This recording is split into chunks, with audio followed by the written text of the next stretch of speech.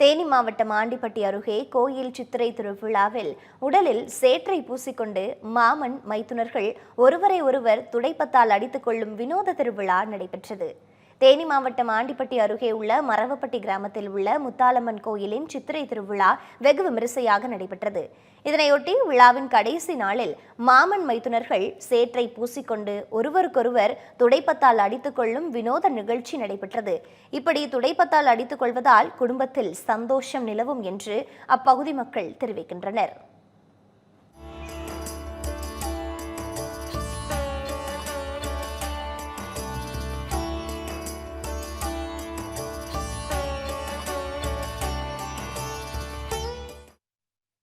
சித்திரை மாதம் 3வது செவ்வாய் அன்று புதன்கிழமை அன்று மதியம் 1 மணியிலிருந்து சாயந்தரம் 5 மணி அளவில் மாமன் மைத்துனர்கள் துடைப்பத்தால் அடித்துக் கொள்வார்கள்.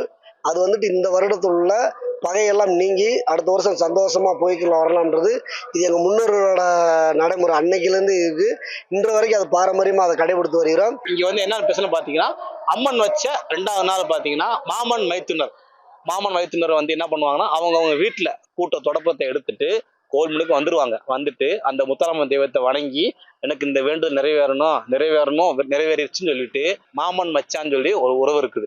அதில் பார்த்தீங்கன்னா மாறி மாறி அடிச்சுக்கிடுவாங்க. ஒரு கையில் ஒரு கயிறை அடிச்சுக்கிடுவாங்க. Every picture here has its own kutti story. This is Anandan family. His dream home in the city is not just a dream anymore. Anwar's investment in a plot changed the plot of his whole life. John definitely couldn't live inside the box, so he thought a little outside the box.